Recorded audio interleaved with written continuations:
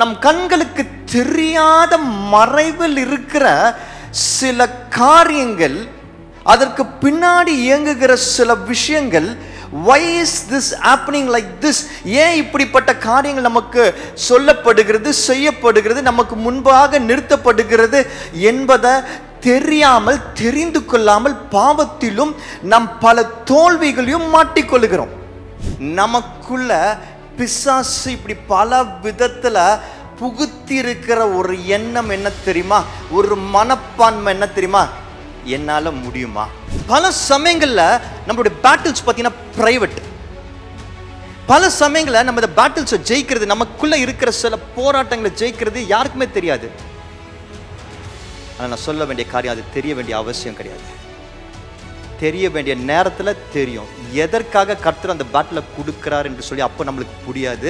எதற்காக அந்த பேட்டில் ஜெயிக்கிறோம் என்று சொல்லி அப்போ நமக்கு புரியாது. ஆனால் அதுக்குன்னு ஒரு நேரம் வரும், அது நம்ம ரெஸ்யூமில் போடுறதுக்கு. அப்போ ரெஸ்யூமில் போட வைப்பார். அது வரைக்கும் காத்திருக்கணும்.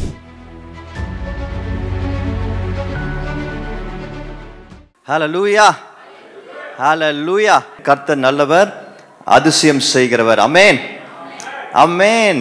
இந்த பிக்சர் பாத்தீங்களா, என்ன சொல்லுது? அது மவுண்ட் எவரெஸ்ட் தான் டாலஸ்ட் ஒரு பிளேஸ்.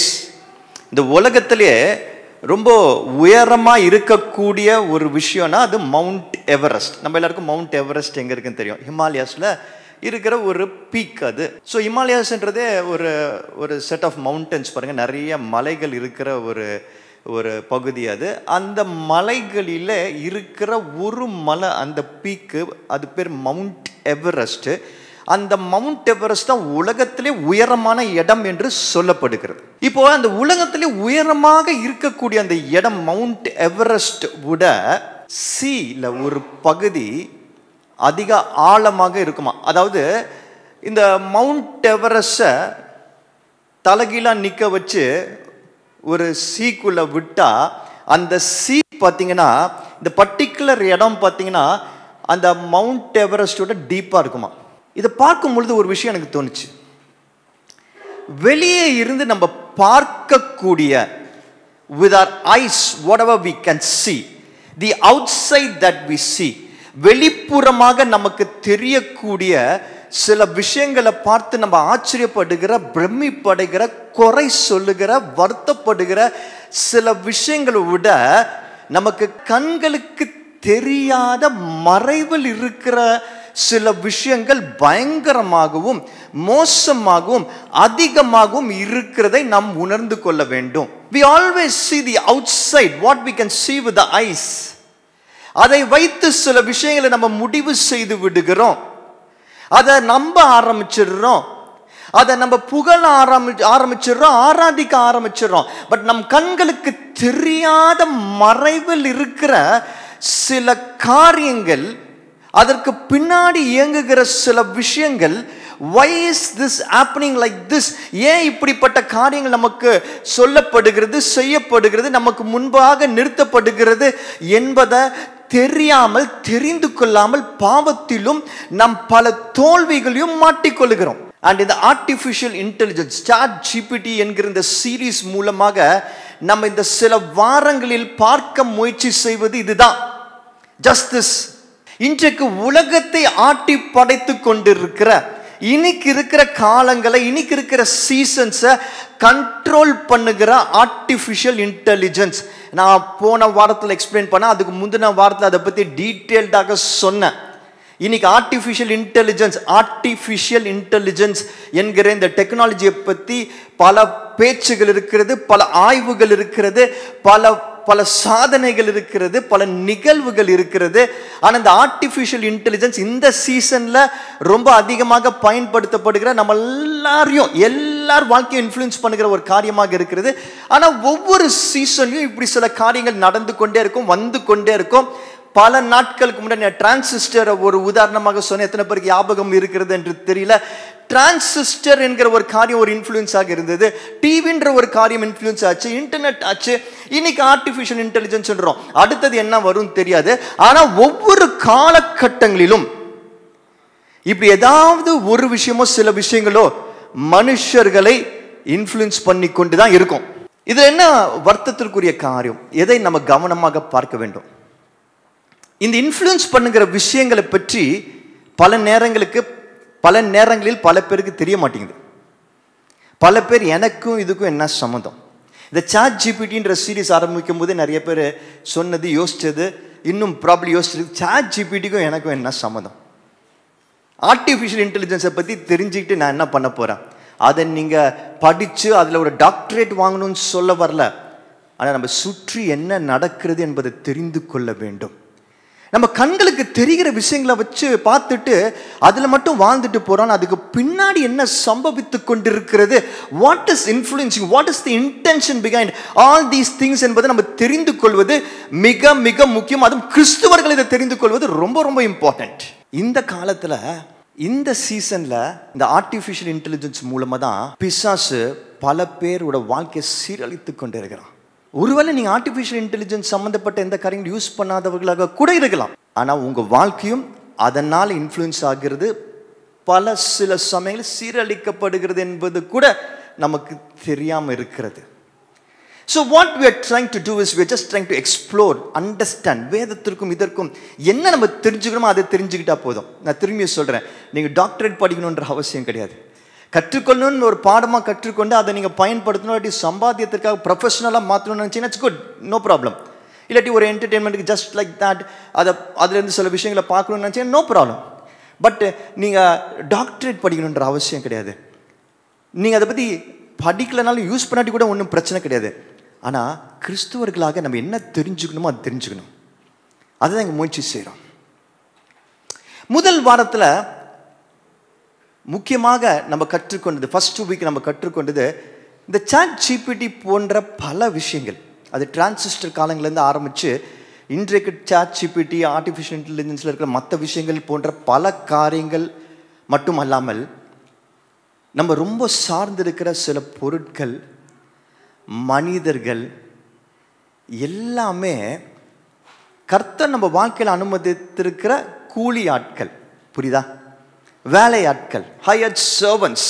ஏன் இந்த ஹையர்ட் சர்வன்ட்ஸை கூலி ஆட்கள் அனுமதிச்சார்னா அது மூலமாக நம்ம வாழ்க்கையில் சில முன்னேற்றங்கள் ஏற்படணும், உதவி நடக்கணும், கர்த்தருடைய திட்டம் வெளிப்படணும் என்பதற்காக மட்டும்தான் காட் அலவுட், பெர்மிட் பண்ணாரு இப்படிப்பட்ட கூலி ஆட்களை கர்த்தர் அலோவ் பண்ணாரு. ஆனா பிசாசு என்ன செஞ்சான், இந்த கூலி ஆட்கள் பின்னாடி இருந்து இந்த கூலி ஆட்களை இன்ஃப்ளூயன்ஸ் பண்ணி, இந்த கூலி ஆட்கள் மூலமாக நம்ம இன்ஃப்ளூயன்ஸ் பண்ணி, ஒரு காலத்தில் நம்ம இந்த கூலி ஆட்கள் மேல ரொம்ப டிபெண்ட் ஆகி இந்த கூலி ஆட்கள் தான் தெய்வம் என்கிற அளவிற்கு அதை ஆராதிக்க ஆரம்பிச்சிட்டோம். we started worshiping these hired servants and that's devil's strategy. அதான் பிசாசோட ஸ்ட்ராட்டஜி. பார்த்துக்கோங்க, பிசாசு என்ன செய்வான், அவன் நேரடியா வந்து நம்ம கிட்ட பேச மாட்டான், நேரடியா வந்து நம்மளை தொட மாட்டான், நேரடியா நீ எனக்கு அடிமைன்னு சொல்ல வைக்க மாட்டான். ஏன்னா நம்ம யாருமே சொல்ல மாட்டோம். அப்படி ஏவாளை போய் சந்திக்கும் பொழுதும் அந்த பாம்பின் மூலமா தான் போனான் இல்லையா? கரெக்டா இல்லையா? நேரடியா வரல, நேரடியா வரமாட்டான், இன்னைக்கு வரைக்கும் நேரடியா வரமாட்டான். அவ இப்படிப்பட்ட கர்த்தர் அனுமதித்திருக்கிற, உலகத்தில் அனுமதித்திருக்கிற கிரியேஷன், அவர் உருவாக்கி இருக்கிற காரியங்கள் மூலமாக வந்து கர்த்தர் இந்த கிரியேஷன் எதுக்கு அனுமதித்திருக்கிறார், நம்முடைய நல்லதுக்கு அனுமதிச்சிருக்கிறாரு. ஆனால் அது எல்லாவற்றையும் அவன் கையில் எடுத்துக்கொண்டு நம்ம லைஃப்பை இன்ஃப்ளூயன்ஸ் பண்ணி பண்ணி பண்ணி பண்ணி நமக்கு ஒரு நரேட்டிவ் செட் பண்ணி இதான் கரெக்டு என்று சொல்லி நம்மளை நம்ப வச்சு, அதன் மூலமாக நம்ப வச்சு நம்ம அதில் ரொம்ப டிபெண்ட் ஆகி அந்த மனிதர்கள் மேலோ, அந்த பொருட்கள் மேலோ, அந்த டெக்னாலஜி மேலேயோ ரொம்ப டிபெண்ட் ஆகி இதுதான் எல்லாம், இதுதான் எனக்கு பதில் என்று சொல்லி அந்த பொருட்களையோ மனிதர்களையோ கர்த்தரோட கிரியேஷனையோ வர்ஷிப் பண்ண ஆரம்பிச்சிடும், நம்ப ஆரம்பிச்சிடும், ஆராதிக்க ஆரம்பிச்சிடும். அது போதும் பிசாசுக்கு. அவன் எங்கேயுமே சொல்ல என்ன ஆராதிங்கன்னு வந்து சொல்லவே மாட்டான். ஆனா இந்த கிரியேஷன் எல்லாம் நீங்க ஆராதிங்க என்று சொல்லுவான். இந்த படைக்கப்பட்ட காரியங்களை, இந்த விக்கிரகங்களை ஆராதிங்க என்று சொல்லுவான். இந்த மாடுகளை ஆராதிங்க என்று சொல்லுவான். இந்த மனுஷங்களை ஆராதிங்க என்று சொல்லுவான். சோ இதுதான் பிசாசோட ஸ்ட்ராட்டஜி. ஆனா கர்த்தர் என்ன சொல்ற, சத்தியம் என்ன சொல்லுகிறது என்றால், எல்லா கிரியேஷனையும் நான் அனுமதிச்சேன் உன் வாழ்க்கையில் நல்லதுக்காக. ஆனால் அந்த கிரியேஷன் மூலமாக நான் உன்னை இன்ஃப்ளூயன்ஸ் பண்ண ட்ரை பண்ணுறேன், சத்தியத்தினால இம்பாக்ட் பண்ண ட்ரை பண்ணுறேன். அதன் மூலமாக நீ அந்த கிரியேஷனை ஆராதிக்க கூடாது, என்னை ஆராதிக்கணும். God is very clear. என்னை ஆராதிக்க தான் உன்னை சுற்றி மனிதர்களையும் சிருஷ்டிகளையும் நான் வைத்திருக்கிறேன். சிருஷ்டிகளை ஆராதிக்கல. பிசாசு என்ன சொல்றான்? சிருஷ்டிகளை ஆராதி என்று சொல்றான். அது மாதிரி பாவம் வரும்போது நோ நோ நோ நோ, இது வேதத்திற்கு புறம்பான காரியம். No no, I want to that. அதுல பாவம் கொண்டு வர. No no no no. இந்த தெளிவு நமக்கு இருக்கணும். எனக்கு பிரியமானவர்களே, டெக்னாலஜி யூஸ் பண்றது தப்பு கிடையாது. இன்றைக்கு நல்ல நண்பர்கள், உலகத்தில் மனிதர்கள் நல்ல நண்பர்களாக இருக்கிறது தப்பு கிடையாது. ஆனால் அவர்களை நம்ம வணங்க ஆரம்பிச்சோன்னா, வர்ஷிப் பண்ண ஆரம்பிச்சோன்னா அதுதான் தப்பு. அதன் மூலமாக கர்த்தரை வர்ஷிப் பண்ண ஆரம்பிச்சோன்னா அது நல்லது. ஸோ இந்த ChatGPT சீரீஸின் மூலமாக நம்ம கற்றுக்கொள்ளுகிற விஷயம் என்னவென்றால், நல்லா கவனிச்சுக்கோங்க. இந்த மாதம் என்ன கற்றுக்கிட்டீங்கன்னா கண்டிப்பாக தெரியணும். அதுக்காக சொல்கிறேன். உலகத்தில் இருக்கிற டெக்னாலஜியோ, உலகத்தில் இருக்கிற மனிதர்களோ, உலகத்தில் இருக்கிற பொருட்களோ நம்முடைய ஆண்டவருடைய தேவன் ஆக முடியாது. ஆனால் கர்த்தர் படைத்த இந்த காரியங்கள் எல்லாம் நம் நன்மைக்காக, அதன் மூலமாக கர்த்தரை ஆராதிக்க கற்றுக்கொள்வோம்.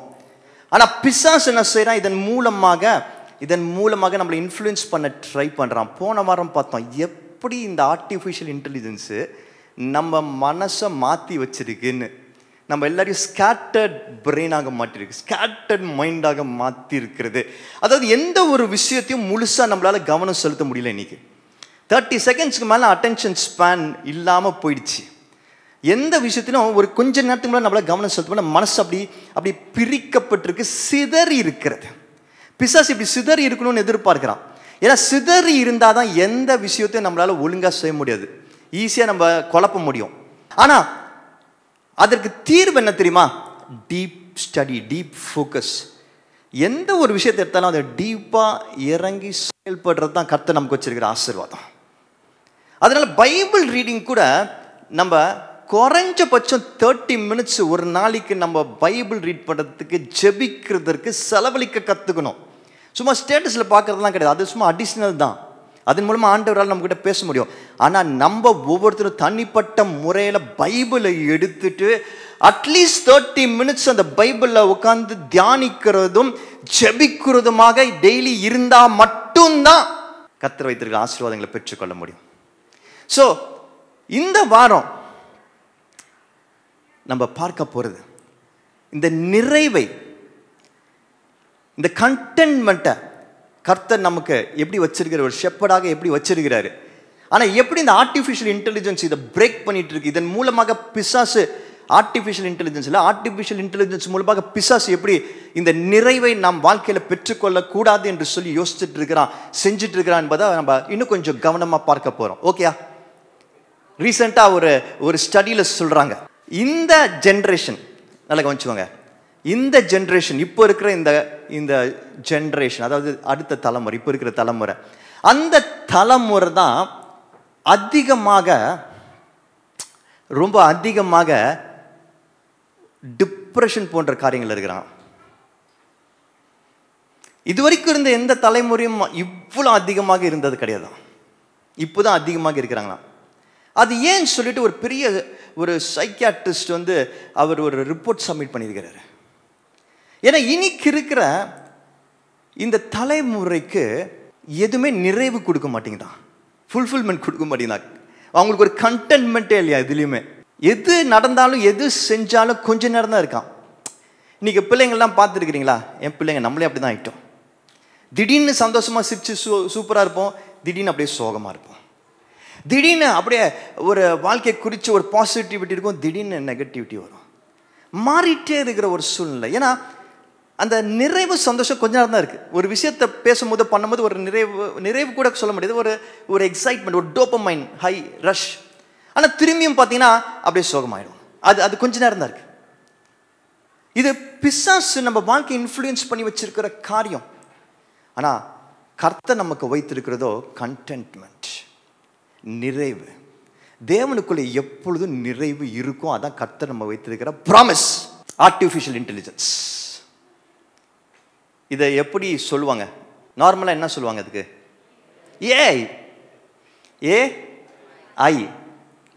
ஏஐ ரொம்ப புகழ்பெற்ற ஒரு வார்த்தை. எந்த அளவுக்குன்னா இன்னைக்கு எல்லா கம்பெனியும் என்ன பண்ண ஆரம்பிச்சிட்டாங்கன்னா, மார்க்கெட்டிங் கூட அவங்க என்ன ப்ராடக்டை விற்றாலும் ஏஐ பவர்டு அப்படின்றாங்க. நாங்கள் ஏஐ யூஸ் பண்ணுறோம் அப்படின்றாங்க. யாரை வேணால் போய் பாருங்கள், உண்மையாகவே ஏஐ யூஸ் பண்ணுறாங்களா இல்லையான்னு தெரியாது. ஆனால் அந்த வார்த்தை பயன்படுத்திக்கிறாங்க. அது ரொம்ப பாப்புலராக இருக்குது. ஏன்ற வார்த்தையை பயன்படுத்திட்டா அது கண்டிப்பாக சூப்பர் ஹிட் ஆகிடும்ன்ற ஒரு நிலைமை இன்றைக்கி வந்துருச்சு. ஆனால் ஏஐ பற்றி நான் கொஞ்சம் யோசிக்கும் பொழுது எனக்கு ஒரு விஷயம் புரிஞ்சுது. ஏஐயோட டெக்னாலஜியில் இன்னொரு காரியம் இருக்கிறது. என்ன தெரியுமா? அது ஏஐக்கு உணர்வு பேரும் இருக்குது. ஏன்றதை உணர்வு விதத்துலையும் நம்ம சொல்லலாம். யாராவது கெஸ் பண்ணுறீங்களா? ஆம் ஐ, எல்லாரும் சொல்லுங்கள். ஆம் ஐ இனஃப்? ஆம் ஐ குட்? ஆம் ஐ சஃபிஷியன்ட்? ஆம் ஐ எஃபிஷியன்ட்? இப்படி ஆட் பண்ணிக்கிட்டே போகலாம். இதற்கு அர்த்தம் என்னன்னா, என்னால் முடியுமா, என்னால் இது நடக்குமா, என்னால் ஜெயிக்க முடியுமா, என்னால் சந்தோஷமாக இருக்க முடியுமா, என்னால் வாழ முடியுமா? இன்றைக்கு நமக்குள்ள புகுத்தப்பட்டிருக்கிற, திரும்ப சொல்கிறேன், நமக்குள்ள பிசாசு இப்படி பல விதத்தில் புகுத்தி இருக்கிற ஒரு எண்ணம் என்ன தெரியுமா? ஒரு மனப்பான்மை என்ன தெரியுமா? என்னால் முடியுமா அப்படின்னு என்ன அர்த்தம்னா, நம்ம கொஞ்ச நாள்ல எப்படி யோசிக்க ஆரம்பிச்சோன்னா, என்னால் முடியாது, என்னால் இதை செய்ய முடியாது, என்னால் இதை முழுசா முடிக்க முடியாது, என்னால் சண்டே சர்ச்சுக்கு வர முடியாது, என்னால் வசனங்களை வாசிக்க முடியாது, என்னால் இந்த வேலையை சரியா செஞ்சு முடிக்க முடியாது, எனக்கு இதுக்கு பதில் தெரியாது, என்னை யாருக்கும் பிடிக்காது, இப்படி சொல்லி நம்மளை யோசிக்க வச்சுட்டான் பிசாசு. நீங்கெல்லாம் கொஞ்சம் நிதானிச்சு இதை பற்றி கொஞ்சம் சிந்திக்க ஆரம்பிச்சிங்கன்னா, if you start thinking about it, if you sit, pause and start thinking about it, reflect on your life, you will realize that we are thinking like this most of the time. இப்படி தான் நம்ம பல நேரங்களை இப்போ யோசிக்க ஆரம்பிச்சு நம்மளை அறியாமலே இந்த காரியங்கள்லாம் பாருங்கள். இப்படிப்பட்ட பிசாசு நம்ம வாழ்க்கையில் கொண்டு வருகிற எண்ணங்கள் நம்மளை இன்ஃப்ளூயன்ஸ் பண்ணுறது பல நேரத்தில் நமக்கே தெரியாது. நமக்கு தெரியாமலே நம்ம வாழ்க்கைக்குள்ள பல சிந்தனைகளை கொண்டு வந்துடுவான். நம்ம யோசிச்சிருக்க கூட மாட்டோம். ஆனால் கொஞ்ச நாள் பார்த்தீங்கன்னா நம்ம மாறி இருப்போம். சில சமயத்தில் நம்மகிட்ட வந்து சில சொல்லுவாங்க தெரியுமா, நீங்கள் ரொம்ப மாறிட்டீங்க அப்படின்னு வாங்க தெரியுமா, நமக்கு தெரியாது. கொஞ்சம் கொஞ்சமாக நம்ம வாழ்க்கைக்குள்ள பல விதத்தில் வந்துடுவான் பாருங்க. ஏன்னா அவன் கண்ட்ரோலில் எல்லாத்தையும் எடுத்து வச்சிருக்கிறான். உலகத்தின் அதிபதியாக என்டையர் மீடியாவை அவன் கண்ட்ரோலில் வச்சிருக்கான். என்டையர் இன்டர்நெட் அவன் கண்ட்ரோலில் வச்சிருக்கிறான். அதன் மூலமாக அவன் ஒரு குறிப்பிட்ட பீப்புளை இன்ஃப்ளூயன்ஸ் பண்ணுறான். அந்த குறிப்பிட்ட பீப்புள் வந்து என்ன பண்ணுறாங்க, லா மேக்கர்ஸாக இருப்பாங்க, அரசியல் ஆட்களாக இருக்கலாம், ஐஎஸ் பியூரோக்ராட்ஸாக இருக்கலாம், இல்லாட்டி சினிமாக்காரங்களாக இருக்கலாம், இல்லாட்டி ஸ்போர்ட்ஸ் பீப்புளாக இருக்கலாம், இல்லாட்டி உங்கள் பக்கத்து வீட்டில் இருக்கிறவங்களா, இல்லாட்டி உங்கள் நண்பராக இருக்கலாம், உங்கள் டீச்சராக கூட இருக்கலாம். Anybody you can influence. ஒரு சார் மக்கள் அவன் இன்ஃப்ளூயன்ஸ் பண்ணிட்டா அவங்க மூலமாக, அவங்க கொண்டு வர லாஸ் மூலமாக, அவங்க பேசுகிற விஷயத்தின் மூலமாக, அவங்க பாடுகிற விஷயத்தின் மூலமாக, அவங்க எடுக்கிற படத்தின் மூலமாக, அவங்க விளையாடுற ஸ்போர்ட்ஸின் மூலமாக நம்ம சிந்தனையை மாற்ற முடியும், நம்ம யோசிக்கிற தன்மையை மாற்ற முடியும். கொஞ்ச நாட்களில் நம்ம அப்படி யோசிக்க ஆரம்பிச்சிருவோம், நம்மளே அப்படிப்பட்ட ஒரு பர்சனை மாற ஆரம்பிச்சிருவோம். இன்றைக்கு நமக்கு தெரியாம நம்ம நிறைய பேர் என்னால் இது முடியாது என்கிற, என்னால் இது முடியுமா என்கிற ஒரு மனப்பான்மைக்குள்ள வந்திருக்கிறோம் பல விஷயங்களுக்கு. many areas of our life. I can say this. நான் சொல்றதை விட்டுருங்க, நீங்க யோசிங்க. நான் ஒரு எக்ஸாம்பிள் சொல்றேன் கேளுங்க. நம்மளுடைய ப்ரீவியஸ் ஜென்ரேஷனில் இருக்கிறவங்க, அந்த தாத்தா பாட்டி, அவங்க காலகட்டங்கள்லாம் ஒரு ஹவுஸ் ஒய்ஃப் வீட்டில் இருக்கிறாங்க வச்சுக்கோங்க. அந்த ஹவுஸ் ஒய்ஃப் வீட்டின் காரியங்களை செய்கிறதற்கு அதிகாலையில் எந்திரிச்சு நைட்டு வரைக்கும் அவங்க என்னெல்லாம் காரியங்கள் செய்வாங்க கொஞ்சம் யோசிச்சு பாருங்களேன். கொஞ்சம் யோசிங்க. கொஞ்சம் வருஷங்கள் முன்னாடி, கொஞ்சம் ஜென்ரேஷன்ஸ் முன்னாடி, இப்போ நம்ம இந்த மெஷின் இல்லாமல் முடியாதுன்னு சொல்கிறது தெரியுமா, அந்த டெக்னாலஜி இல்லாமல் முடியாதுன்னு சொல்கிறது தெரியுமா, அந்த காலங்களில் அவங்க அது அப்படிப்பட்ட ஒரு காரியமே இல்லாமல் தான் அவங்க அதெல்லாம் செஞ்சுருக்கிறாங்க இல்லையா. எப்படி மாறிச்சது? இன்னைக்கு அது இல்லாமல் முடியாதுன்ற ஒரு நிலைமை எப்படி வந்துச்சு? இது நல்லது, தப்புன்னு நான் சொல்ல வரல, ஆண்டவர் அனுமதிச்சிருக்கிற இதெல்லாம். ஆனால் இதை பிசாஸ் என்ன பண்ணுற, ஒரு பாயிண்ட் ஆஃப் டைமில் இது இல்லாமல் முடியாது, I cannot do it alone, என்னால் முடியாது, என்கிற ஒரு மனப்பான்மை நாட்கள் ஆக ஆக பிசாசு இன்ஃப்ளூயன்ஸ் பண்ணி நம்மளை இப்படி யோசிக்க வச்சுனா, இது எல்லா விதத்திலும், இதெல்லாம் நான் சொன்னதெல்லாம் சாதாரண விஷயம், இது பெரிய விஷயம், ஒரு எக்ஸாம்பிளுக்காக சொன்னேன். ஆனால் நம்ம திங்கிங்கே இப்படி மாற்றிடுறான், என்னால் முடியாது என்று சொல்லி. எப்போ நமக்கு என்னால் முடியாது என்கிற ஒரு எண்ணம் வருகிறதோ, நான் வாழ்கிற ஒரு விஷயம், நான் இப்போ ஒரு வாழ்க்கை வாழ்ந்துட்டு இருக்கிறேன், என்னால் இது தனியாக முடியாது என்கிற ஒரு எண்ணம் வந்துருதோ, வர வச்சுட்டாங்க.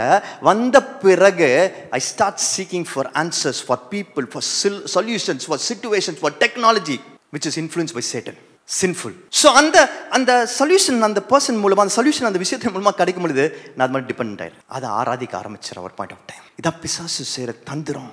ஆனால் கர்த்தர் என்ன சொல்கிறாரு, நான் உன்னை இங்கே யோசித்தேன், என் திட்டத்துக்காக தாயின் வயிற்றில் உருவாக்கினேன், எல்லாவற்றையும் செய்து முடிக்க பலத்தை கொடுத்தேன். I can do all things through Christ who strengthens me. நான் வாழ வேண்டிய இந்த வாழ்க்கைக்கு எனக்கு தேவையான எல்லாவற்றையும் கர்த்தர் எனக்கு கொடுத்திருக்கிறார். மேபி ஐ ஆம் ஐ என்கிற கேள்வி நமக்கு இருந்துட்டே இருக்கும். ஆனால் நம்ம ஞாபகத்தை வச்சுக்கணும், கர்த்தர் அவர் அறிமுகப்படுத்தும் போது, அவர் பேரை சொல்லும் போது ஐ ஆம் who I am என்று சொன்னார். ஆமைக்கு முன்னாடி ஐ ஆம் who I am சேர்த்து பாருங்க, you can do everything. அவர் மூலமாக தான் நம்ம எல்லாவற்றையும் செய்ய முடியும். என்னோட டிபெண்டன்சி இதெல்லாம் கிடையாது, இதெல்லாம் கர்த்தருக்கு அனுமதிச்சிருக்காங்க. இதன் மூலமாக கர்த்தரை நான் ஆராதிக்கிற, கர்த்தரை முழுமையாக நான் சார்ந்து இருக்கிறேன் என்று சொல்லுகிற மனப்பான்மை இன்றைக்கு கிறிஸ்துவர்கள்கிட்டே அது குறைஞ்சிட்டு வருது. இன்னைக்கு நம்ம ஒரு பாஸ்டரை நம்பி இருக்கிறோம், ஒரு ப்ரீச்சரை நம்பி இருக்கிறோம், ஒரு டினாமினேஷனை நம்பி இருக்கிறோம், ஒரு சர்ச்சை நம்பி இருக்கிறோம். அது தப்பு தான். எத்தனை பேர் கர்த்தரோட வார்த்தையை நம்பி இருக்கிறோம்? இந்த இந்த இந்த சர்ச்லேருந்து இந்த ஸ்டேட்டஸ் போட்டானா இது எனக்கு வார்த்தைன்னு சொல்லி அதை நம்புகிறோம். இந்த ப்ரீச்சர் இந்த வார்த்தையை சொல்லிட்டேன்னா அதுக்காக காத்துட்டு இருக்கிறோம். சார் 1ஆம் தேதி ப்ராஃபஸிக்காக காத்துட்டு இருக்கிறோம். இந்த டினாமினேஷன் சொல்கிறது கரெக்டு, இந்த சர்ச் தான் கரெக்ட்னு இப்படி சார்ந்து இருக்கிறோம். இல்லை இல்லை இல்லை இல்லை, இதெல்லாம் கர்த்தர் நமக்கு அனுமதித்த காரியங்கள். Hired servants of God. ஆனால் என்னோட நம்பிக்கை கர்த்தர் மட்டுமே. நான் அவரை சார்ந்திருக்கிறேன், அவரை மட்டும்தான் சார்ந்திருக்கிறேன். அவர் வார்த்தையை நான் தியானம் செய்து வாசிப்பேன், தினம் தினம் வாசிப்பேன், நேரம் எடுத்து வாசிப்பேன், செபிப்பேன். எனக்கு ஒரு குழப்பம் வரும்போது, ஒரு கேள்வி வரும்போது முழங்காலுக்கு போவேன்.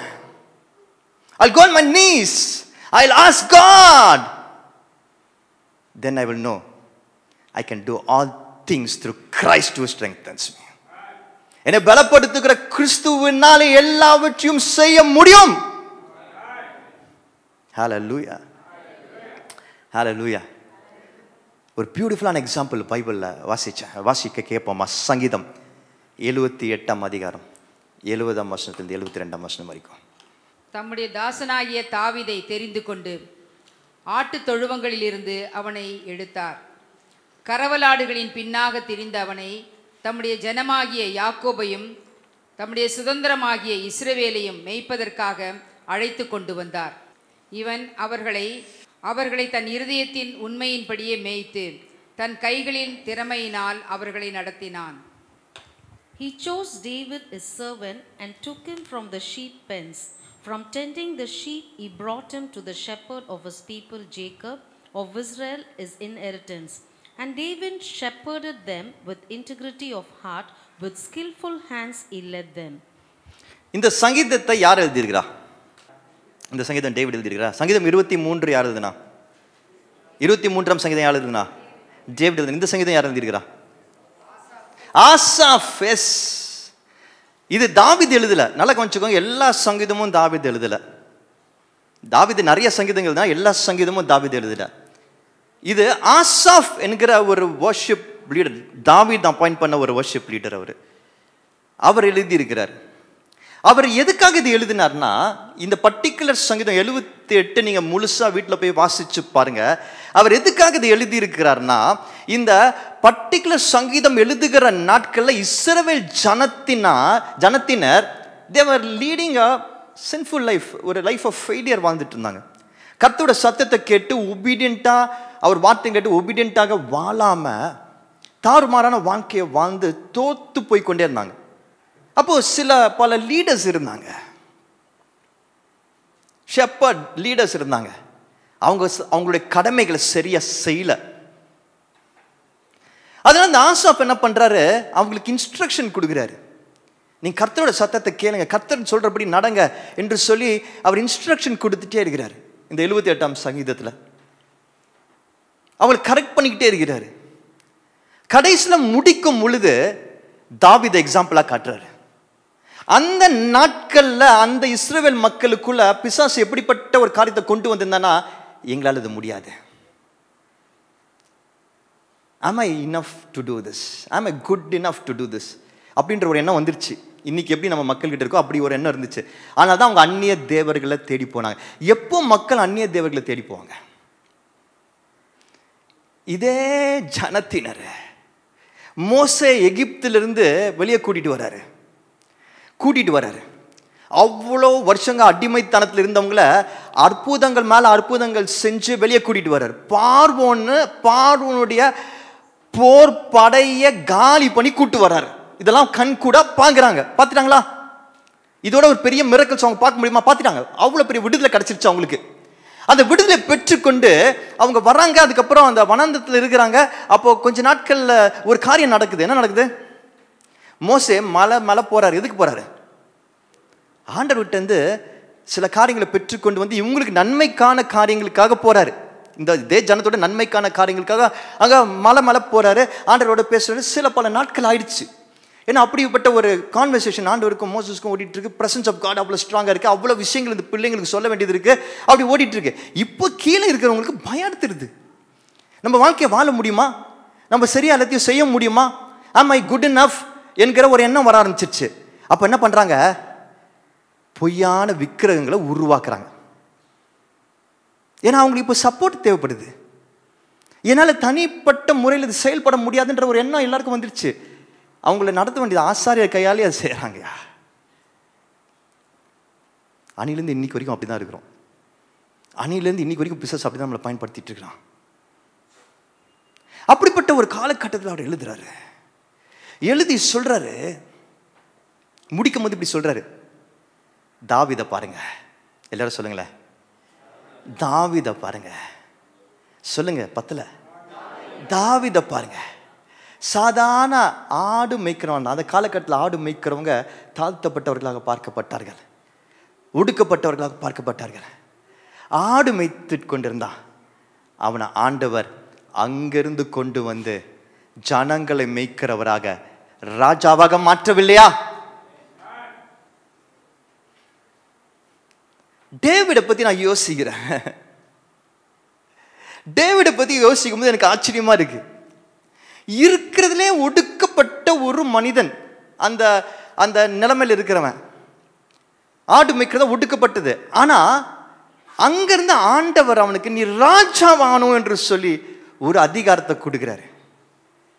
அவன் தைரியமா முன்னேறி வந்து ராஜாவாக மாறுறான்.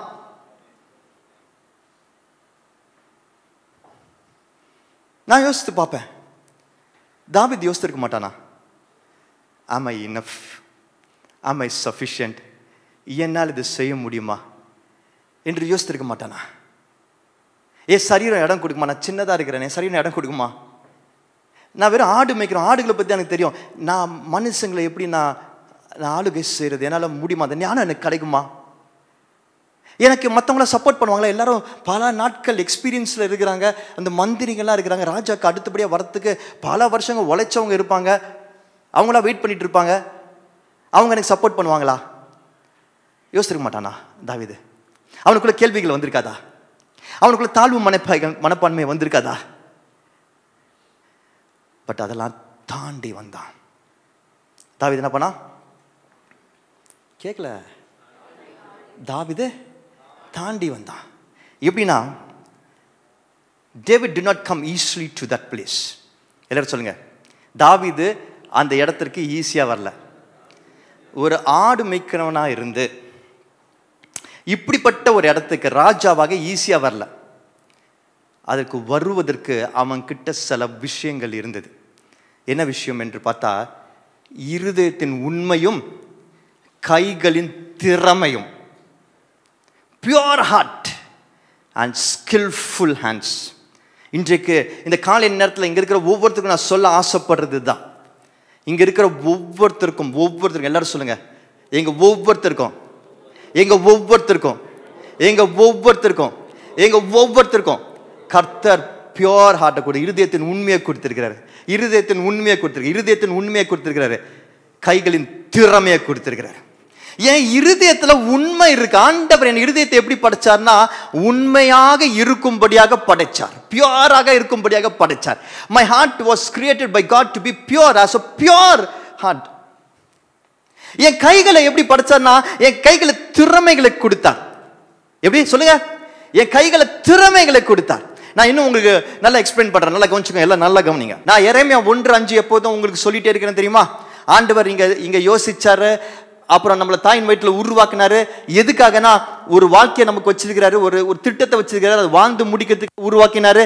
அந்த திட்டத்தை வாழ்ந்து முடிக்கிறதுக்கு ஆண்டவர் வச்சிருக்க திட்டத்தை வாழ்ந்து முடிக்கிறதுக்கு நம்ம ஒவ்வொருத்தரையும் பியோர் ஹார்ட்டோட அந்த திட்டத்தை வாழ்வதற்கான ஸ்கில்ஃபுல் ஹேண்ட்ஸோட படைச்சிருக்கிறார். எனக்குன்னு ஒரு திட்டம் இருக்கு.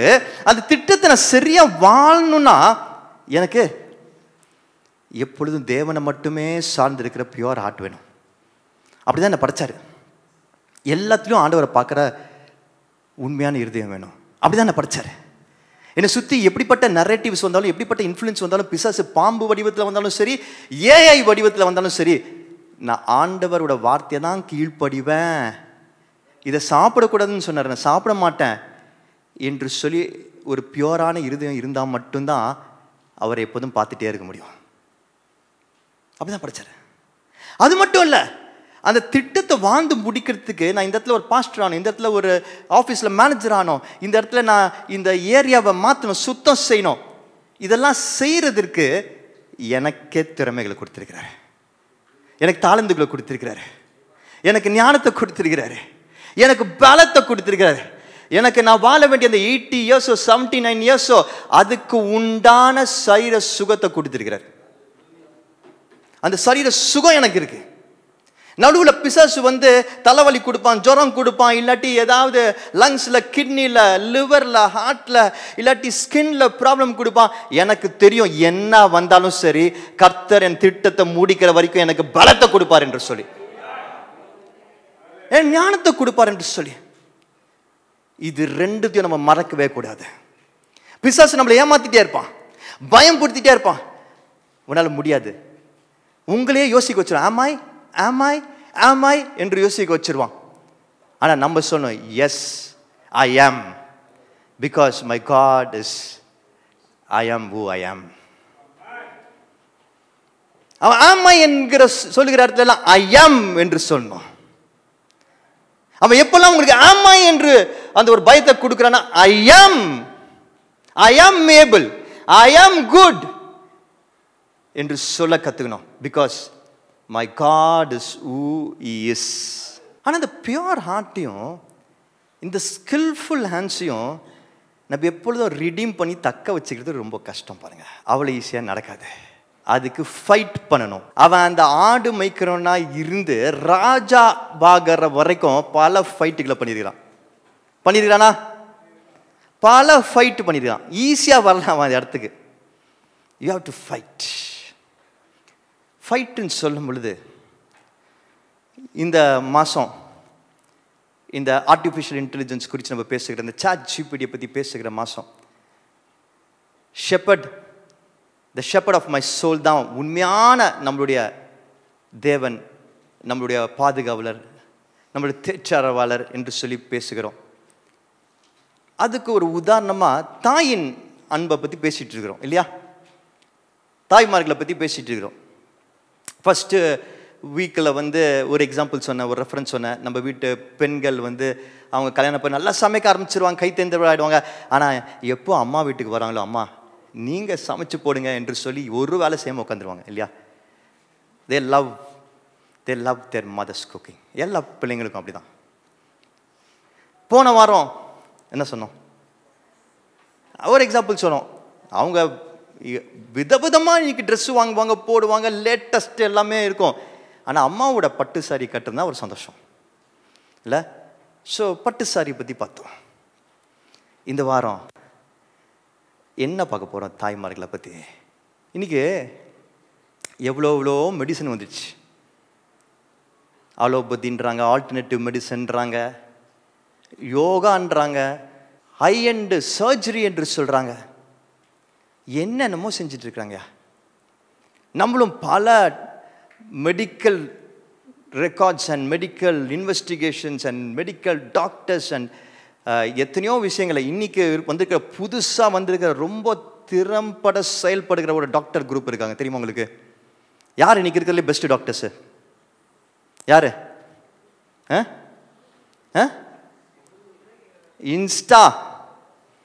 இன்ஸ்டாவில் அவ்வளோ டாக்டர்ஸ் இருக்கிறாங்க. இன்றைக்கி 2வது 3வது கூட படிச்சிருப்பாங்களான்னு தெரியல.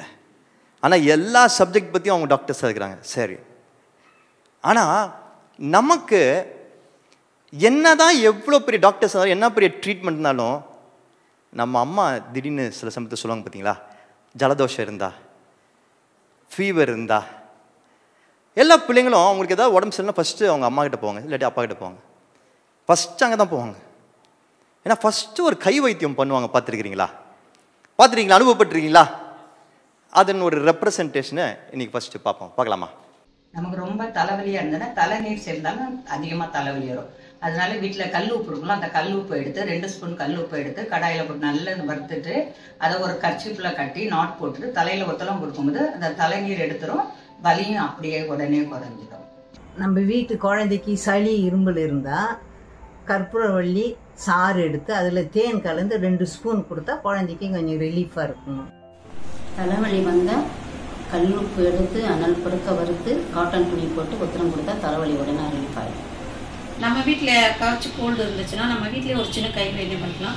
1 டம்ளர் தண்ணி கொதிக்க வச்சு அதில் வந்து இஞ்சி, ஒரு சிட்டிகை மஞ்சத்தூள், ஒரு 5 மிளகு இடித்து போட்டு ஒரு கிராம்பை போட்டு கொதிக்க வச்சு அது ஸ்ட்ரெயின் பண்ணி குடித்தாவே கோல்டு உடனே நமக்கு கேட்கும்.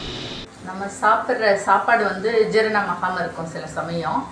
அதுக்கு வந்து ஜீரகத்தை 1 ஸ்பூன் ஜீரகத்தை வந்து வறுத்துட்டு நல்லா கருப்பாகிற வரைக்கும் வறுத்துட்டு அதில் 1 டம்ளர் தண்ணி ஊற்றி அது 1/2 டம்ளர் சுண்டுற வரைக்கும் காய்ச்சிட்டு அதை கொஞ்சம் சூடு ஆறினவொடனே நம்ம குடித்தா உடனே ஜீரணமாகும். ஃபீவர் இருந்தால் சுக்கு நல்லா இடித்து மிளகு இடித்து நல்லா தண்ணியில் போட்டு கொதிக்க வச்சு வெல்லம் அதில் கொஞ்சம் போட்டு நல்லா கொதிக்க வச்சு ஸ்ட்ராங்காக 2 வாட்டி குடித்தோம்னா ஜுரம் பட்டுன்னு விட்டுடும்.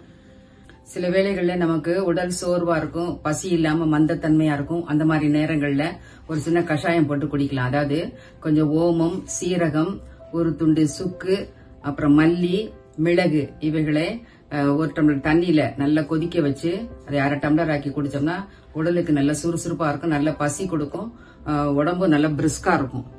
ஹல்லேலூயா. நம்ம மதர்ஸ்க்காக அவங்க நம்ம வாழ்க்கையில் ஏற்படுத்தி இருக்கிற அந்த தாக்கத்துக்காக, இம்பாக்டுக்காக, பிளெஸ்ஸிங்காக கர்த்தருக்கு நன்றி சொல்லுவோமா? இப்போ இந்த தாய்மார்கள்லாம் வீட்டு வைத்தியமாக சொன்ன காரியங்கள் என்ன? மருந்து டோலோ 650 வீட்டில் இருக்கிற சில பொருட்களை வச்சு சொல்றாங்க. எத்தனை பேர் இந்த மாதிரி பெட்டிலாம் உங்க வீட்டில் பார்த்துருக்கிறீங்க? 5.5 பெட்டி. என்னது? 5.5 பெட்டி. எனக்கு நல்லா ஞாபகம் இருக்கு. என்னோட சின்ன வயசுல எனக்கு இது வந்து ஒரு விளையாட்டு பொருள். எங்கள் பாட்டி வந்து கிச்சனில் இந்த 5.5 பெட்டி வச்சுருப்பாங்க. அதுலேருந்து தான் இந்த மாதிரி பொருட்களை எடுத்து யூஸ் பண்ணுவாங்க சமைக்கிறதுக்கு. அது எனக்கு ஒரு விளையாட்டு பொருளாக இருந்துச்சு. ஆச்சரியம். அந்த இடத்துல பயங்கர எக்ஸைட்டிங். இன்றைக்கி இருக்கிற வாலிப பிள்ளைங்களுக்கு இருக்கிற மாதிரி எங்களுக்கு அந்த காலத்தில் டெக்னாலஜி கிடையாது. எங்களுக்கு இதுதான் டெக்னாலஜி அந்த காலத்தில். ஸோ இது எங்களுக்கு வந்து பயங்கர எக்ஸைட்டிங்காக இருக்குது, வச்சு விளையாடிட்டு இருப்பேன்.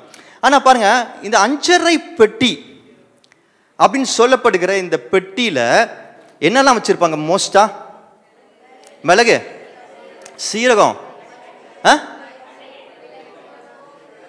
சோம்பு. இந்த பெட்டியோட ஒரிஜினல் பேர் என்ன தெரியுமா? 5.5 பெட்டி.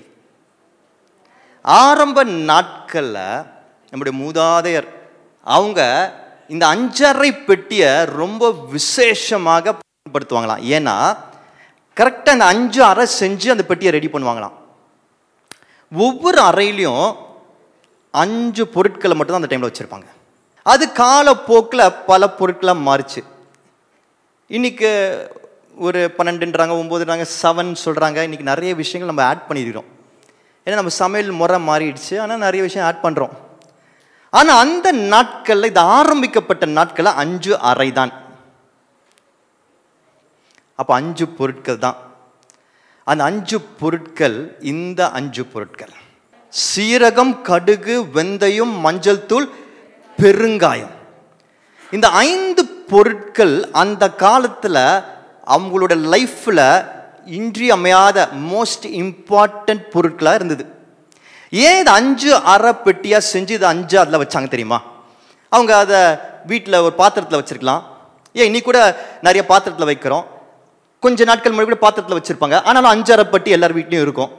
பாத்திரத்தில் அதை அண்டால குண்டால வச்சதுனால 5 அறையா தனியாக வச்சிருப்பாங்க. அதே காலத்தில் அந்த காலத்தில் நான் சொல்கிறேன், இது கண்டுபிடிக்கப்பட்ட காலத்தில் ஏன் அதே மாதிரி 5 அறையா மட்டும் வச்சாங்க? ஏன் இந்த 5 பொருட்கள் மட்டும் வச்சாங்க? மற்ற பொருட்களை தவிர ஏன் இது 5 அறையா வச்சாங்க? எதுக்கு இதை ரெடி பண்ணாங்க? யாருக்கா தெரியுமா? இது அவங்க வாழ்க்கைக்கு ஒரு மருந்தாக இருந்தது. உணவை மருந்தாக சாப்பிட்டார்கள்.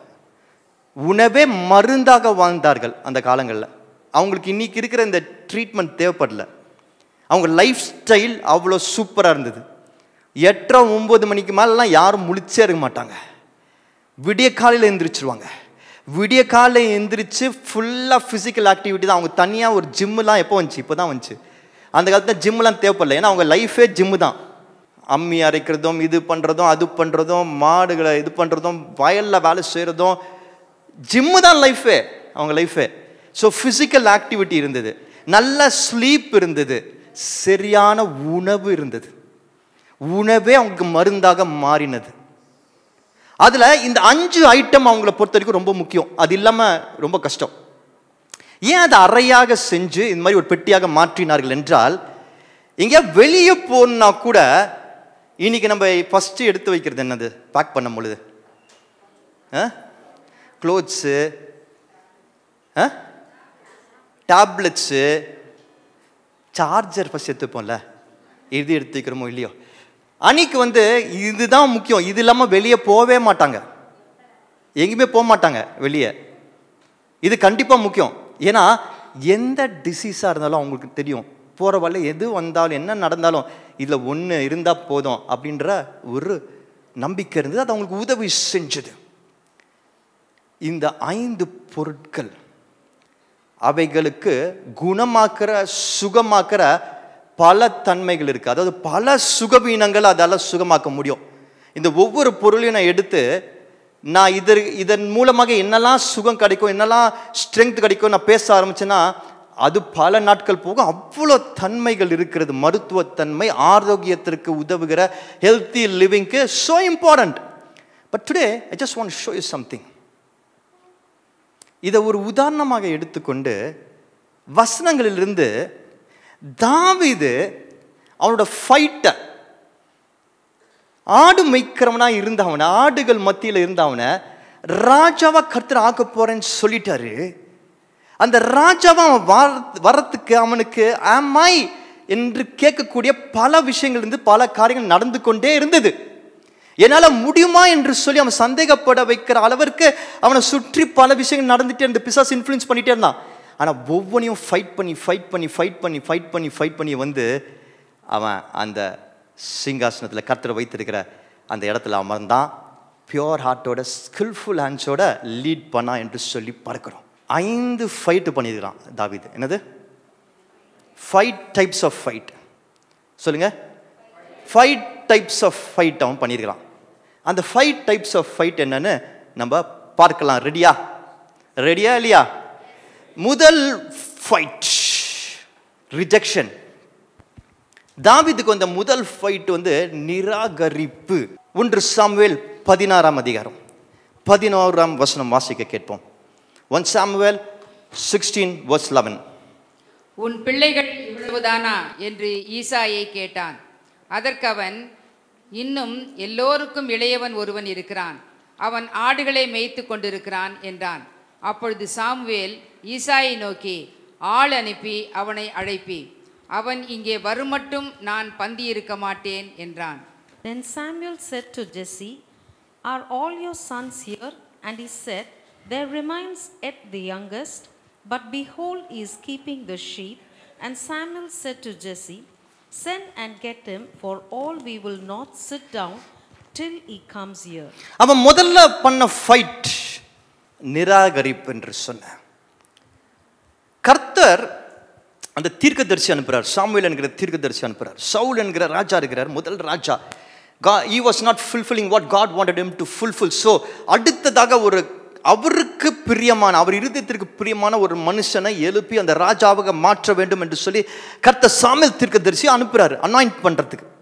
வீடை சொல்லி அட்ரஸை சொல்லி அனுப்புறாரு. இந்த வீட்டுக்கு போ, இந்த அட்ரஸுக்கு போ, இங்கே தான் இருக்கிறான் என்று சொல்லி அனுப்புறாரு தீர்க்கதரிசியா. தீர்க்கதரிசி அந்த எண்ணெய், அபிஷேக எண்ணெய் எடுத்துட்டு வராரு அந்த வீட்டுக்கு. வந்து அந்த அப்பா கிட்ட சொல்றாரு, ஜெஸ்ஸி கிட்ட சொல்றாரு, உங்க பிள்ளைங்களை கொண்டு வாங்க, நான் அனாயிண்ட் பண்ணுன்றாரு. இந்த மாதிரி அனாயிண்ட் பண்ணணும்னு சொல்றாரு. இந்த மாதிரி கர்த்தர் சொல்லி இருக்கிறாரு சொல்றாரு. உடனே அந்த அப்பா என்ன பண்றாரு, ஃபர்ஸ்ட் ஒருத்தர் கூட்டு வர்றாரு. நல்லா வெல் பில்ட்டா, வெளியே பார்க்கறதுக்கு அப்பியரன்ஸ் சூப்பரா இருக்கிறாரு. ஆனா கர்த்தர் சொல்றாரு, இவன் இல்ல. அர்த்த கூட்டு வர கர்த்தர் தான் சொல்ற, அர்த்த கூட்டு வர அதான் சொல்ற, கர்த்தர் கூட்டு வர அர்த்தம் சொல்றாரு. கர்த்தர் எல்லாரையும் கூட்டு வந்துட்டாரு. நான் நினைக்கிறேன் இப்படி ஒரு தீர்க்கதரிசி, அவ்வளோ பெரிய தீர்க்கதரிசி இவ்வளோ பெரிய விஷயத்துக்காக போறான்னா சொல்லியிருப்பாரு, எப்படியோ தெரிஞ்சிருக்கோம் வச்சுக்கோங்க. இல்லாட்டி அங்கே வந்து சொல்லியிருப்பாரு. சொன்னவன ஒரு அப்பாவோட மனசு எப்படி இருந்திருக்கணும், எவ்வளோ சந்தோஷமா இருந்திருக்கணும்ல. என்னோட பிள்ளைங்கள்லேருந்து ஒருத்த அடுத்த ராஜாவா. உடனே அவர் என்ன பண்ணியிருக்கணும், நியாயப்படி பார்த்தா சொந்தக்காரங்க நண்பர்கள் எல்லாரையும் கூப்பிட்டுருப்பாரா மாட்டாரா? எவ்வளோ பெரிய விஷயம் நடக்க போகுது, ஒரு பெரிய ஃபங்க்ஷன் நடத்திட மாட்டாரு. ஆனால் அவர் கடைசி பையனை கூப்பிடவே இல்லை, இந்த பையனை கூப்பிடவே இல்லை, தாவீதை கூப்பிடவே இல்லை, அவன் வரவே இல்லை. ஏன்னா அவங்க அப்பாவும் மற்றவர்களும் அவன் அதற்கு தகுதியானவன் கிடையாது என்று சொல்லி நினைச்சிட்டாங்க. அவனுக்கு அந்த பில்ட் இல்லை, பாடி இல்லை, அவன் வெறும் ஆடு தானே மேய்க்கிறான் அப்படின்னு சொல்லி அவங்களே நிராகரிச்சிட்டாங்க. இப்போ கவனிங்க, இது தாவீதுக்கு தெரிய வந்திருக்குமா, தெரிய வந்திருக்காதா? இந்த நியூஸ் தாவீது கேள்விப்பட்டிருப்பாரா மாட்டாரா? அப்போ அவருக்குள்ள என்ன தோணி இருக்கும்? நம்ம அந்த மாதிரி சூழ்நிலைகள்லாம் இருக்கும் பொழுது நமக்குள்ள என்ன தோணும்? ரிஜெக்ஷன், நிராகரிப்பு இருக்கும் பொழுது நமக்குள்ள என்ன தோணும்? ஒரு எரிச்சல் வரும்ல, ஒரு இரிட்டேஷன் வரும்ல. இரிட்டேஷன் வந்திருக்கா? எனக்கு வந்திருக்கு பல முறை. இந்த இரிட்டேஷன் தான் ஓவர் பீரியட் ஆஃப் டைம் அமாய் என்று யோசிக்க வைக்கும். என்னால் முடியுமான்னு ஒரு காலகட்டத்தில் நமக்குள்ளே ஒரு காம்ப்ளெக்ஸ் உருவாக்கிறோம். சீரகம் பல தன்மைகள் இருக்கிறது. ஆனால் அதோட டாப் மோஸ்ட் மெடிசினல் வேல்யூ வந்து IBS குணமாக்குறது என்று சொல்கிறாங்க. இரிட்டபிள் பவல் சிண்ட்ரம், அதாவது வயிற்றில் ஒரு எரிச்சல் இருந்துகிட்டே இருக்கும் தெரியுமா, அதை சீரக தண்ணி மூலமாக சரி பண்ணும். That's the most important medicinal value. நிறைய இருக்கு, ஆனால் அதுதான் டாப் மோஸ்ட். இப்படி ஒவ்வொரு இதுக்கும் ஒரு டாப் மோஸ்ட் இருக்குது. அந்த இரிட்டேஷன் அதால் மட்டும்தான் சரி பண்ண முடியும். நல்லா கவனிச்சுக்கோங்க. பிசாசு என்ன செய்வான் தெரியுமா, தொடர்ந்து நமக்குள்ள ஒரு எரிச்சல் ஆவியை போட்டுட்டே இருப்பான். பார், உன்னை அவங்க மதிக்க மாட்டாங்க, உன்னை அவங்க இதுக்கு யோசிக்கல, உன்னை அவங்க நிராகரிச்சிட்டாங்க என்று சொல்லி ஒரு எரிச்சல். இதை நீங்கள் வளர விட்டீங்கன்னா நல்லா கவனிச்சுக்கோங்க, யாருக்கும் எந்த லாஸும் கிடையாது, நமக்கு தான் லாஸ்.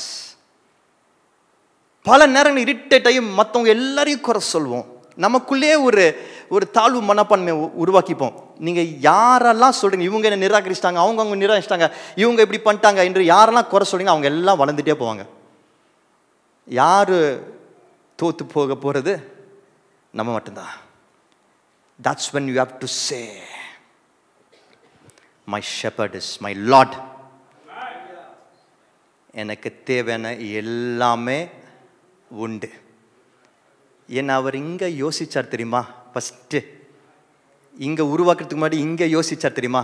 எல்லாரும் சொல்வோமா, இங்கே உருவாக்குறதுக்கு முன்னாடி இங்கே யோசிச்சார் தெரியுமா?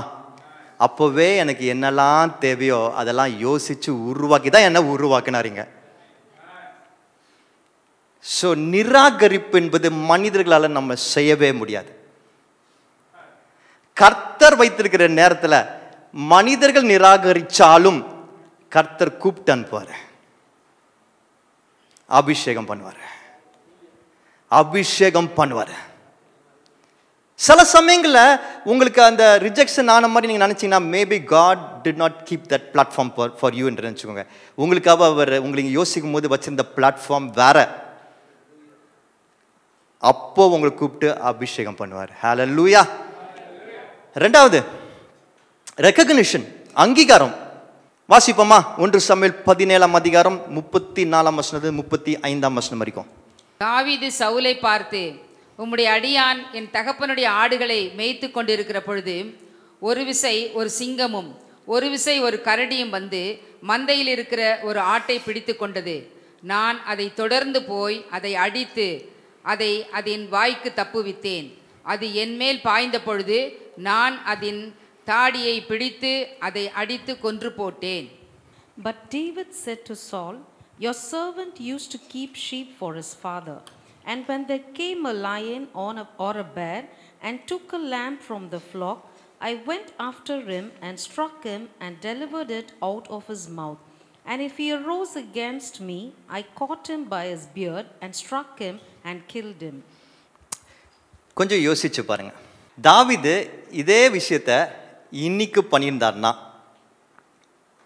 இல்ல நம்ம இன்னைக்கு பண்ணியிருந்தோம்னா என்ன பண்ணியிருப்போம்? என்ன நடந்திருக்கும்? சரி விடுங்க, போய் லயன் கூட இந்த பேர் கூட சண்டை போட கூட வேணாம், வண்டலூர் ஜூக்கு போகிறோம், அங்கே ஒரு சிங்கம் இருக்குது கூண்டுக்குள்ளே, அது போய் பார்க்குறோம், என்ன பண்ணியிருப்போம்? செல்ஃபி எடுத்திருப்போம்.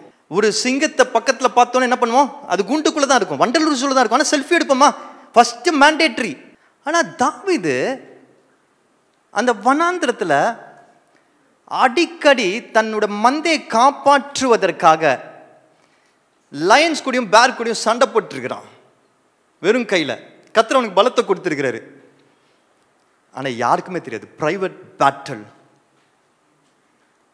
பேட்டில். பல சமயங்களில் நம்மளுடைய பேட்டில்ஸ் பார்த்தீங்கன்னா பிரைவேட். பல சமயங்களில் நம்ம இந்த பேட்டில்ஸை ஜெயிக்கிறது, நமக்குள்ள இருக்கிற சில போராட்டங்களை ஜெயிக்கிறது யாருக்குமே தெரியாது. ஆனால் நான் சொல்ல வேண்டிய காரியம், அது தெரிய வேண்டிய அவசியம் கிடையாது. தெரிய வேண்டிய நேரத்தில் தெரியும். எதற்காக கர்த்தர் அந்த பேட்டில் கொடுக்குறார் என்று சொல்லி அப்போ நம்மளுக்கு புரியாது. எதற்காக அந்த பேட்டில் ஜெயிக்கிறோம் என்று சொல்லி அப்போ நமக்கு புரியாது. ஆனால் அதுக்குன்னு ஒரு நேரம் வரும், அது நம்ம ரெஸ்யூமில் போடுறதுக்கு. அப்போ ரெஸ்யூமில் போட வைப்பார். அது வரைக்கும் காத்திருக்கணும். தாவீதோட இந்த விஷயத்தை பற்றி யாருக்குமே தெரியாது. ஆனால் அவன் தினம் தினம் செஞ்சுட்டு இருந்தான். ஒரு நம்ம யோசிச்சிருக்கலாம், ஒரு சிங்கத்தை அடித்த உடனே ஒரு கரடி அடித்த உடனே அதை எடுத்துட்டு வந்து எல்லாருக்கும் அதை பறைசாட்டணும் சொல்லணும் என்று சொல்லி நினைச்சிருக்கலாம். But he didn't do it. But there came a time. இதெல்லாம் எதுக்காக ஆண்டவர் அனுமதிச்சாருன்னா, எதுக்காக இதெல்லாம் அவனுக்கு தனியாக ட்ரைனிங் கொடுத்து இந்த பேட்டெல்லாம் ஜெயிக்க வச்சார்னா, ஆண்டவர் சொல்றாரு, இன்னைக்கு நீ அதை பற்றி பேசணும், இன்னைக்கு அதை ஷோ கேஸ் பண்ணணும், இன்னைக்கு அது உன்னோட சிவியில் போடணும், இன்னைக்கு அது சாட்சியாக சொல்லணும். ஏன்னா இதன் மூலமாக அடுத்த கட்டத்துக்கு உன்னை கொண்டு போறேன். உங்களோட பிரைவேட் பேட்டில்ஸ் டைம்ல பாருங்க, உங்களுடைய பிரைவேட்டான பேட்டில்ஸ், நீங்க தனிப்பட்ட முறையில் சில போராட்டங்கள் உங்க குடும்பத்தை நடத்துறதுல, ஒரு தாயாக, ஒரு தகப்பனாக, ஒரு வேலை செய்யற இடத்துல ஒரு ஊழியனாக, ஒரு எம்ப்ளாயா, ஒரு மினிஸ்ட்ரியில நீங்க செய்யற சில விஷயங்கள், உங்க பிள்ளைகளுக்காக செய்யற விஷயங்கள், அதன் போராட்டங்கள், அதில் நீங்க ஜெயிக்கிறது யாருக்கும் தெரியணும்னு அவசியம் கிடையாது. அது உங்களுக்கு பயங்கர ஒரு பெரிய போராட்டமா இருக்கலாம், பயங்கரமா நீங்க ஜெயிச்சிருக்கலாம், அதை ஷோகேஸ் பண்ணுன்ற அவசியம் கிடையாது. ஆனா பிசாசு என்ன செய்வா பார், நீ எவ்வளவு கஷ்டப்பட்டு நீங்க இதை ஜெயிச்ச, உன்னோட மேனேஜர் உன்னை ரெக்கக்னைஸ் பண்ணாரா? உன் பிள்ளைங்க உன்னை ரெக்கக்னைஸ் பண்ணாங்களா? உன் ஊழியக்காரங்க உன்னோட சர்ச்சில் உன்னை ரெக்கக்னைஸ் பண்ணாங்களா? இப்படி மனசுல போட்டுட்டே இருப்பான். அப்பதான் உங்களுக்குள்ள ஒரு பாயிண்ட் ஆஃப் டைம்ல இது வளர வளர இது ஒரு கன்ஜஷனாக மாறும். என்னது? ஒரு கன்ஜஷனாக மாறும், ஒரு அடைப்பாக மாறும். இந்த அடைப்பு என்ன பண்ணும்? உங்களை சிந்திக்க விடாது, எதையுமே சிந்திக்க விடாது, அடுத்த முறை செய்ய விடாது, உங்களை இப்படி யோசிக்க வச்சிடும், ஆமாய் என்று யோசிக்க வச்சிடும். கடுகுக்கு பல குணங்கள் இருக்கிறது, ஆனா பெரிய மெடிசினல் வேல்யூ என்ன தெரியுமா? செஸ்ட் கன்ஜஷனை கிளியர் பண்றது. அதால அவ்வளோ ஈஸியா செஸ்ட் கன்ஜஷனை கிளியர் பண்ண முடியும். So you will have to remember, இப்படிப்பட்ட உங்களுக்குள்ள ஒரு கன்ஃபியூஷன், கன்ஜஷன் வரும் பொழுது, என்ன ஏன் ரெக்கனைஸ் பண்ண மாட்டாங்க, நான் இவ்வளோ போராட்டம் என்ற ஒரு கன்ஃபியூஷன் அண்ட் கன்ஜஷன் வரும் பொழுது, you have to remember, through Christ I can do all things. ஆமா இல்லை, ஐ ஆம், பிகாஸ் ஈஸ் என்று சொன்னோம். அடுத்தது ரிகரஸ், கடுமையான. வாசிப்போமா? தன் கையை அடைப்பத்திலே போட்டு அதிலிருந்து ஒரு கல்லை எடுத்து கவனிலே வைத்து சுழற்றி பெலிஸ்தியனுடைய நெற்றியில் பட எறிந்தான். அந்த கல் அவன் நெற்றியில் பதிந்து போனதினால் அவன் தரையிலே முகம் குப்புற விழுந்தான்.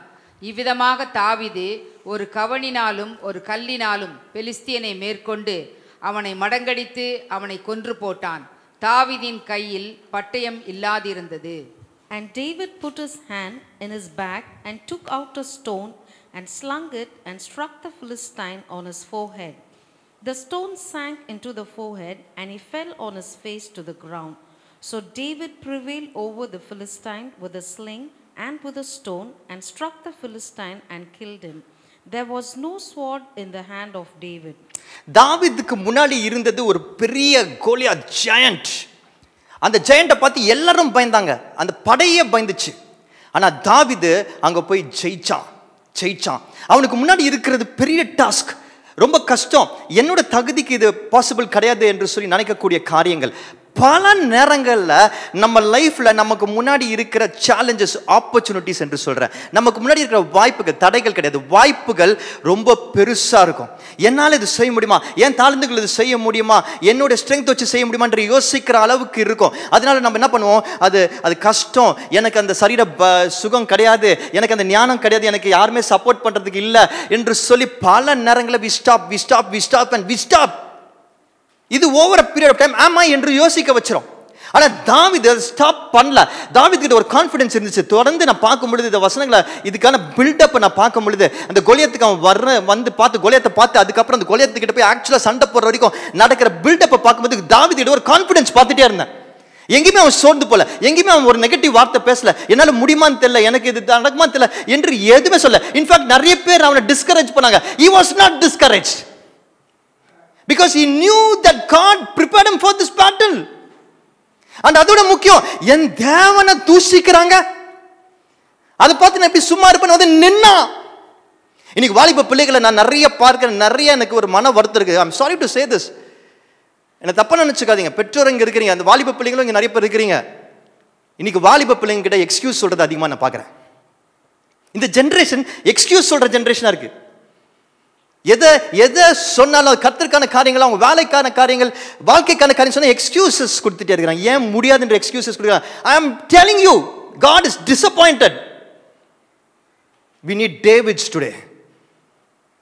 தாவீதுகள் தேவை. ஆண்டவர் ஒரு இடத்துல உங்களை நிக்க வச்சிருக்கிறாரு, ஒரு காரியத்தை செய்ய வச்சிருக்காரு, ஒரு வேலையை கொடுத்திருக்கிறாரு, ஒரு ஊழியத்தை கொடுத்திருக்காரு, ஒரு குடும்பத்தை கொடுத்திருக்காரு, அங்க ஜெயிக்கிறதுக்கு. Not to listen to your silly excuses. தாவீது பயப்படல. அவன் சொன்னான், ஆண்டவர் இதற்கான எல்லா தாளந்துகளையும் எல்லா தேவைகளையும் எனக்கு கொடுத்திருக்கிறார் என்று சொல்லி. என்கிட்ட கத்தி இல்லையன்னு சொல்லல, இதுக்கு தான் என்னை ஏற்கனவே இதை விளையாடுறதுக்கான எல்லா ட்ரைனிங் கொடுத்திருக்கிறார். இதை அடிக்கிறதுக்கு எனக்கு கல் இல்லையா, சுத்தி பாருங்க. எப்போலாம் நீங்க நினைக்கிறோம் இது பெருசா இருக்கு, எனக்கு இதுக்கு தேவையில்லை, சுத்தி பாருங்க, கல் இருக்கும், கண்டிப்பா இருக்கும்.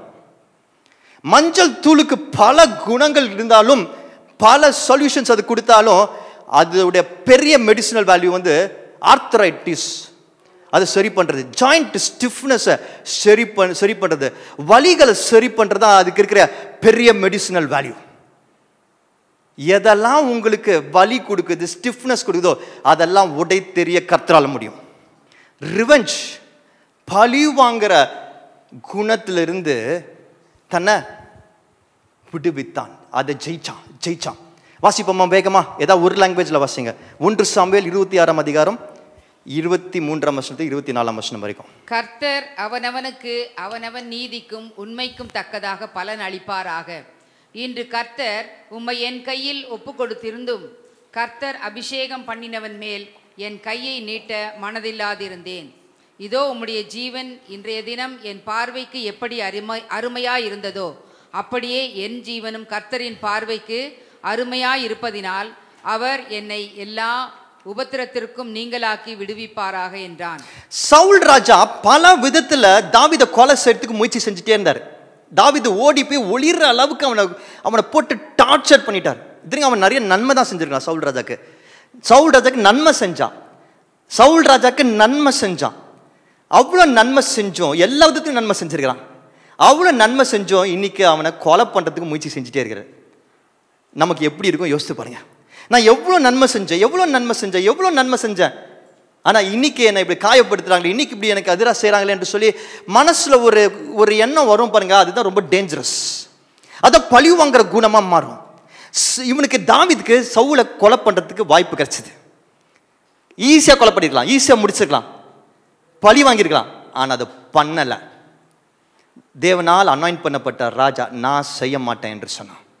பழி வாங்க மாட்டேன் என்று சொன்னான். இன்னைக்கு எத்தனை பேர் நம்ம கிறிஸ்துவர்களே நான் பார்த்துட்டு இருக்கிறேன், எத்தனை பேர் பழி வாங்குறத ஒரு லைஃப் ஸ்டைலாக வச்சிருக்கிறாங்க தெரியுமா? அது ரொம்ப டேஞ்சரஸ். அவங்க ஒரு வார்த்தை பேசிட்டாங்க, திரும்பி அட்லீஸ்ட் ஒரு வார்த்தை சொல்லணும் என்று சொல்லி நினைக்கிறது டேஞ்சரஸ். அவங்க இப்படி காயப்படுத்த திரும்பி காயப்படுத்த நினைக்கிறது டேஞ்சரஸ். ஆனா அவன் ஓவர் கம் பண்ணான். பெருங்காயத்துக்கு இருக்கக்கூடிய ஒரு மிக முக்கியமான மெடிசினல் வேல்யூ என்ன தெரியுமா? Anybody nose? டைஜஷன், செரிமானம். நம்மளுடைய பழி வாங்குற குணம் மோஸ்ட்லி இங்கே தான் இருக்கும். அதை டைஜஸ்ட் பண்ண முடியும் கர்த்தரால் மட்டும்தான். அந்த எண்ணத்தை, அந்த தாட்ஸ் நம்மள தோணிட்டே இருக்கும் பாருங்க. அவங்கள பற்றி நினைக்கும் போது தான் தோணிட்டே இருக்கும் பாருங்க. நம்ம மறந்தா கூட ஞாபகம் வந்துட்டே இருக்கும் பாருங்க. அதை கர்த்தரால் மட்டும்தான் டைஜஸ்ட் பண்ண முடியும். கடைசியாக அவன் ஜெயிச்சது ரெசிஸ்டன்ஸ், எதிர்ப்பு. இங்கிலீஷ்ல வாசித்துருங்க. 1 Samuel 36. And David was greatly distressed, for the people spoke of stoning him, because all the people were bitter in soul, each for his sons and daughters. But David strengthened himself in the Lord his God.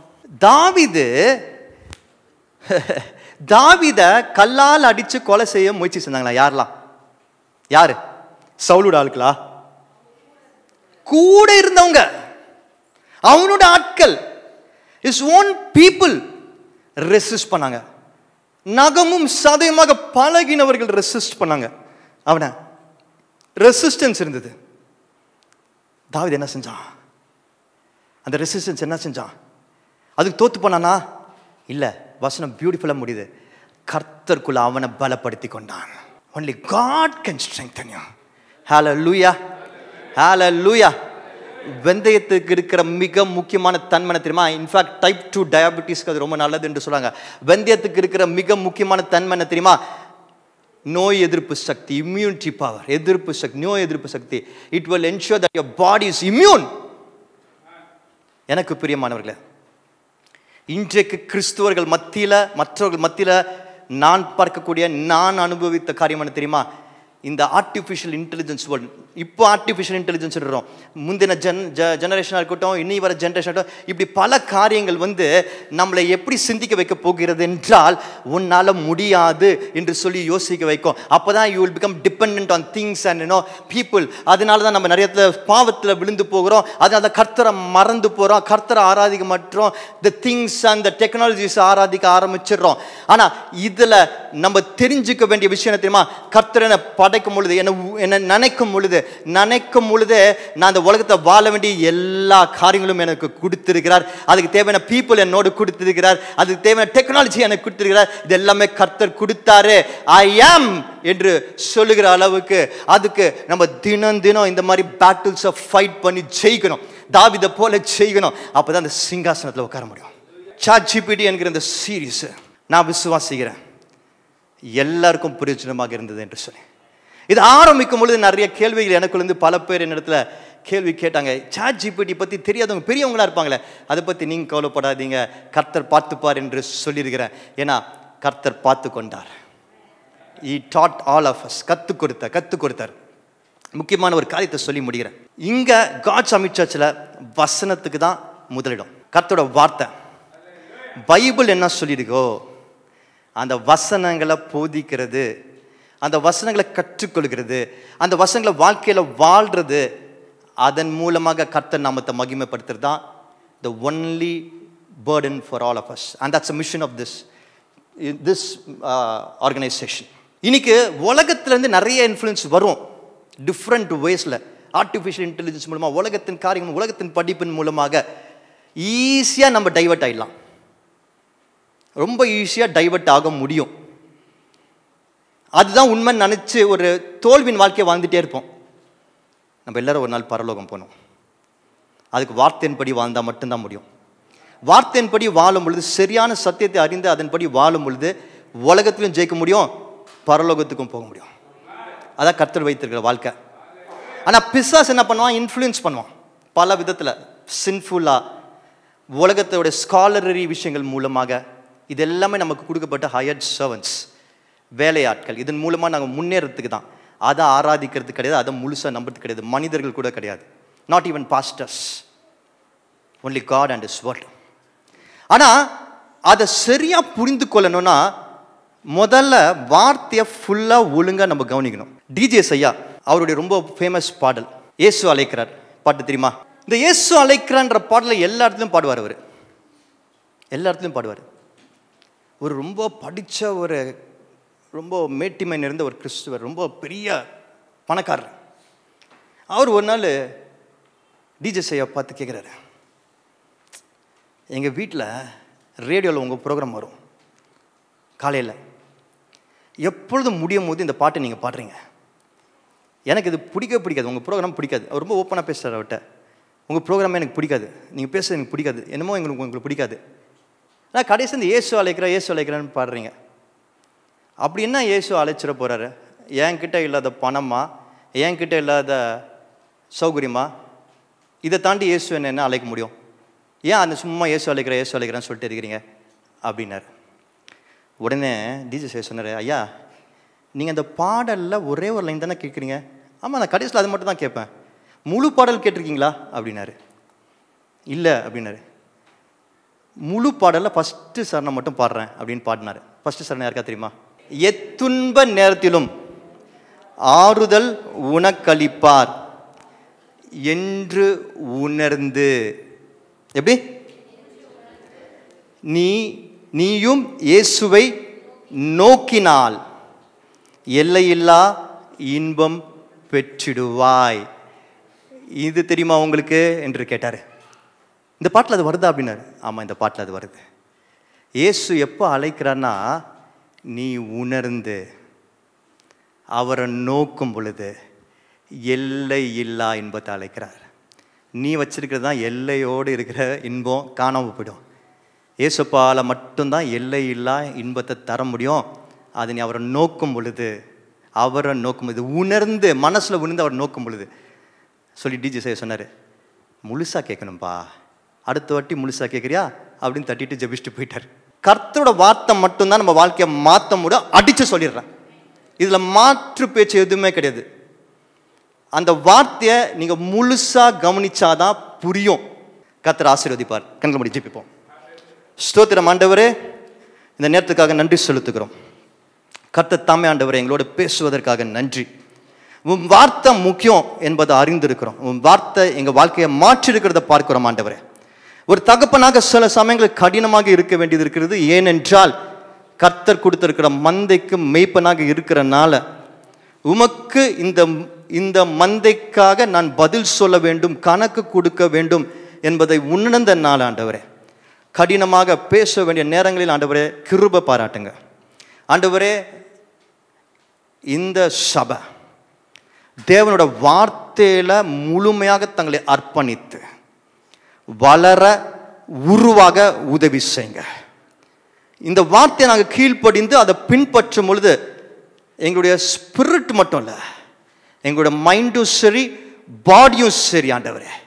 ஆண்டவரே செழிப்பாக, சுகமாக, சமாதானமாக இருந்து கர்த்தர் எங்களுக்கு வைத்திருக்க 79 வாழ்ந்த ஆண்டவரே, சுகத்தை பெற்றுக்கொண்டு ஆண்டவரே, ஜெயத்தை பெற்றுக்கொண்டு ஆண்டவரே, ஆசீர்வாதங்களை பெற்று மற்றவர்களுக்கு கொடுக்கிறவர்களாக, சத்தியத்தின்படி வாழ்கிறவர்களாக இந்த சபை இருக்க வேண்டும் என்று சொல்லி இந்த சபையை ஆசீர்வதித்து எங்களையும் ஒப்பு கொடுத்து ஜெபிக்கிறேன் ஆண்டவரே. கர்த்தர் வல்லமையாக பயன்படுத்துங்க ஆண்டவரே. ஒவ்வொருவரையும் ஆண்டவரே இங்கிருந்து போகும்போது சமாதானத்தில் கொண்டு போங்க. இயேசு நாமத்தில் ஜெபிக்கிறேன் நல்ல பிதாவே, ஆமென்.